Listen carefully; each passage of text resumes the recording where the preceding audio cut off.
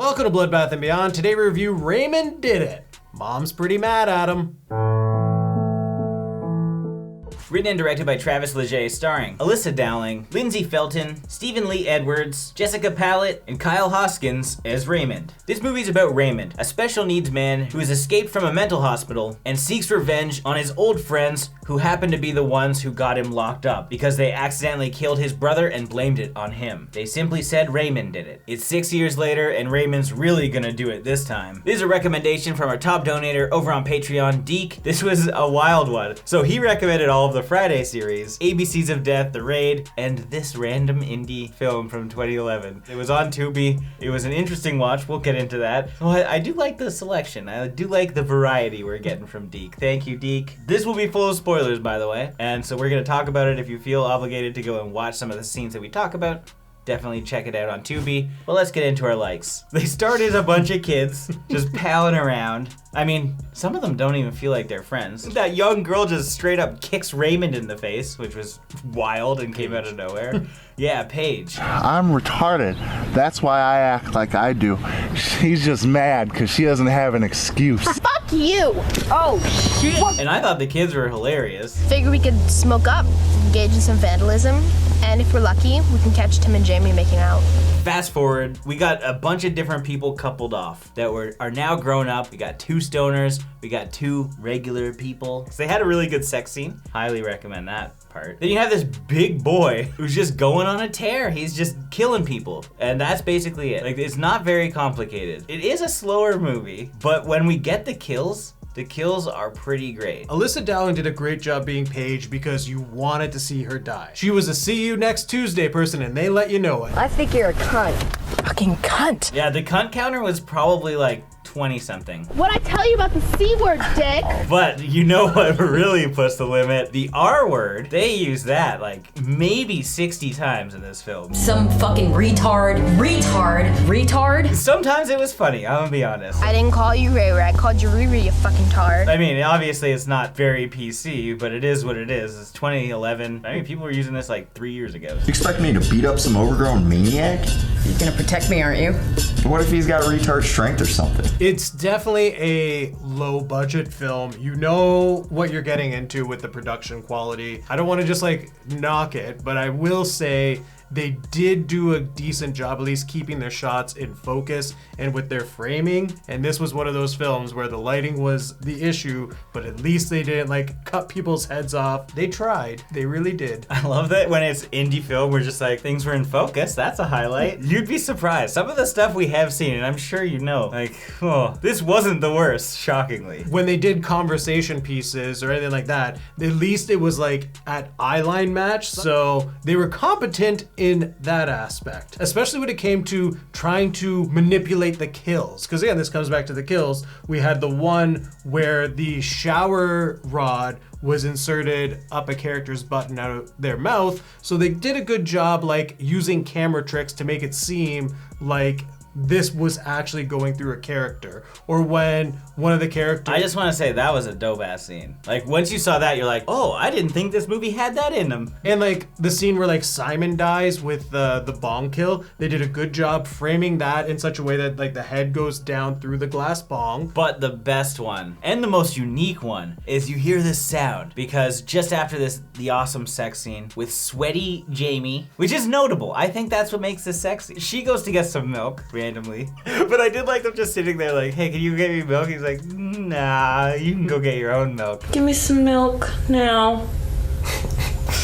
If I get up, you gotta get up. But she goes downstairs and you hear this sound like, what's that? I'm like, oh, I know what this is. This is a throwback to like My Bloody Valentine or Identity, where there's a head in like a dryer or something like that. Nope. Even better. We got Jamie swirled around in the washer and there's blood spraying everywhere. You have her legs sticking up and she's just flopping around. This is good. I've never seen a kill like this. They did a good job making that believable, and even the same with Timmy's death in the lawnmower. Up yours with a twirling lawnmower, Tim. You could tell cool when the intestines are getting like sucked up into the lawnmower. It looked cool. It's just simple things that sometimes people do wrong, and in this film they did it right. Shockingly, I had no idea some of this gore and some of the kills were gonna be as good as they were. Now, what didn't we like? I think it's the story. Like, Oh yeah, the story is as basic as it can be. It's like, obviously this guy is set up, he escapes, he's going back to kill people. The problem is, when his old friend Tammy finds out, she hears it on the radio, she's like, I gotta tell all of our friends. She goes back and she meets with them,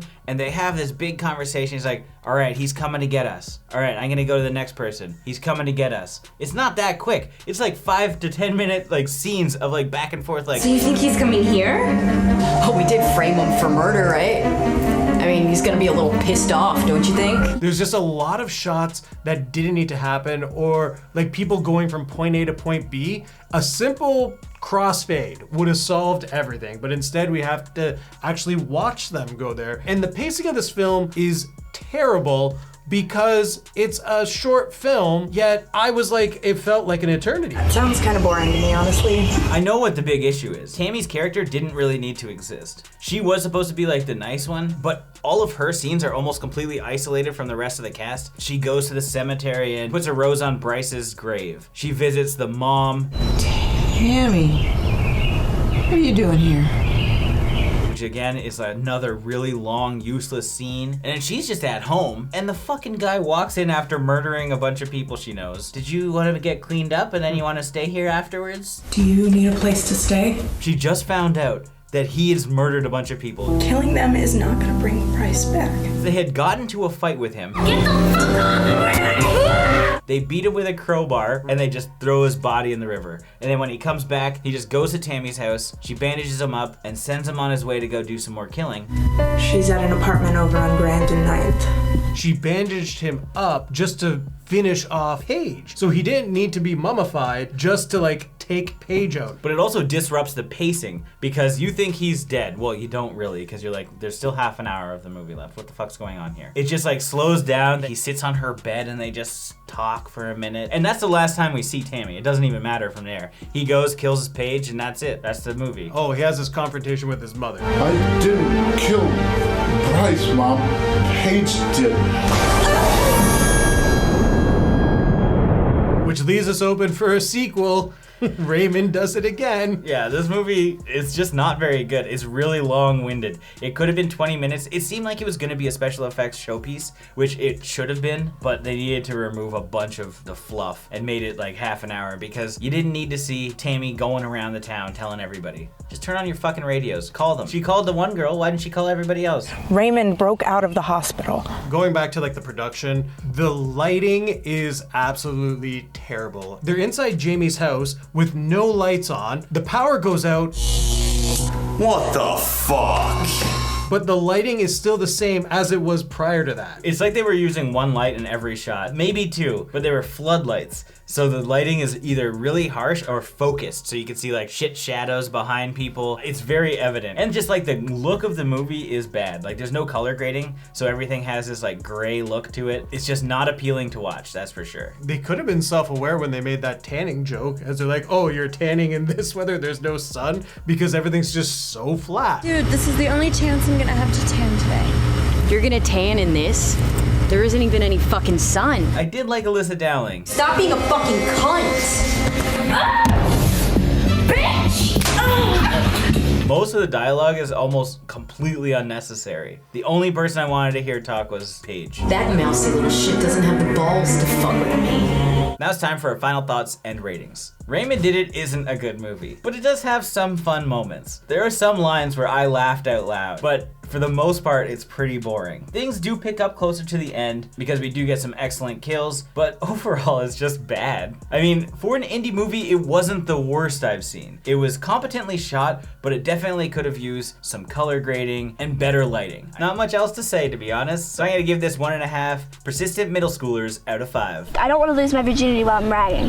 That's what towels are for. I'd like to make it to high school with my hymen intact, if you don't mind. Okay, how about a hand job? There really isn't much more I could add to this. You know what you're getting into. It's an indie film that was competently shot, but had terrible lighting, and the main focus is the kills. But you only get that in like the last 15 minutes of the film. Like, the people who did these effects did a fantastic job. They brought something cool and new with that washer kill. To me, that's worth a lot of credit. Story-wise, I'm not gonna say anything else other than it was just really boring. A film that has such great practical effects could have been utilized better if they spaced the kills out. Instead, we get them all in like a quick span where characters die. Looks great, but I'm bored at this point. So with that being said, I'm gonna give this film 1 water bong out of 5. As always, thank you for watching. Like this video and comment below with your thoughts on the film if you've seen it. If you haven't and you do want to check it out, links are in the description. If this is your first time here, make sure you subscribe to the channel, stay up to date with everything Bloodbath and beyond.